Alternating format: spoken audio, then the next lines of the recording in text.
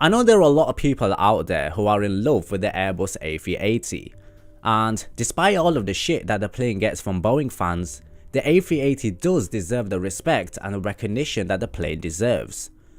But we're getting to a point within the aviation market where things are changing. We're moving towards more fuel efficient aircraft, and the need for the double-decker 4-engine planes is slowly dying out. It's even gotten to the point where there is no longer any use for the plane and is being sent to the scrapyard. But at the time when the A380 was launched, the Airbus company envisioned that the plane would revolutionize the market.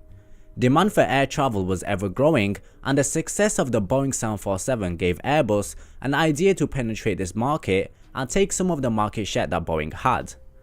At the time when the idea was put pen to paper, the largest aircraft that Airbus offered was the A300. They were also developing the A330 and also the A340, but this wouldn't be enough to rival the giant of the 747. So the years rolled on and Airbus stood in the market, and they projected that demand would grow to an extent that it would be difficult to carry a large volume of passengers due to the airport slot restrictions. After many years of studying and research and development, Airbus finally launched the A380 as the A3XX.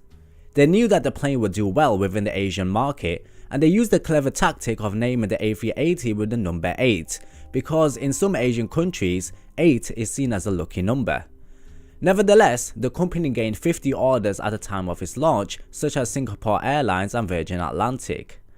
In the eyes of Airbus, this was deemed as a success, because before going into the launch, they weren't exactly sure on how the world will receive the plane, but one thing is for sure, that it did capture the attention of Boeing. But the whole program wasn't immune to problems. In fact, problems came in their waves at the time of production.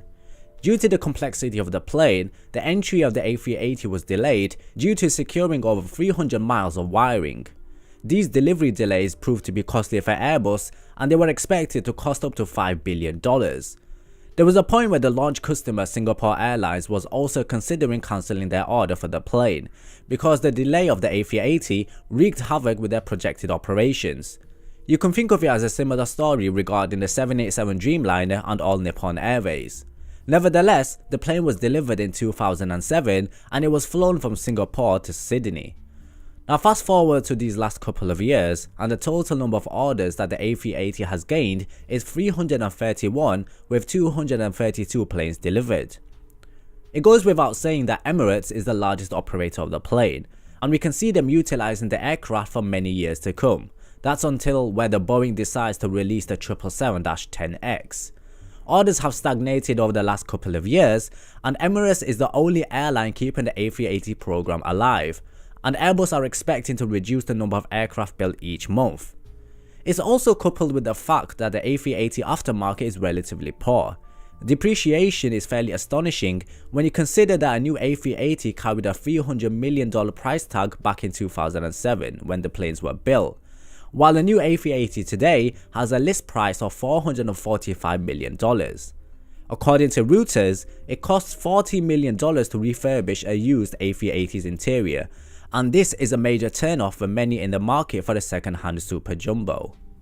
Airlines are now seeing the plane as an opportunity to take parts such as engines, landing gear, flaps and many more important instruments. It's also saddening to see that the plane is being sent to the scrapyard, but unfortunately that's just how it goes sometimes.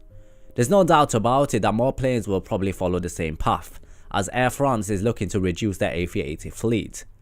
The secondary market for the A380s has not been very strong, as Hi-Fly is the only carrier to take on one of Singapore's ex-A380s for their charter and also leasing operations. So the A380 is an iconic aircraft that will be around for some time as Emirates continues to take delivery of them. However, without a strong market for the A380, the sun seems to be setting on the age of this marvel of engineering. So there you go, captains, a sad but true depiction of the reality of the A380. If you have any stories to add regarding the plane, then by all means do share them in the comments below. Thank you so much for watching guys, like and subscribe as always, and I hope to see you in the next one.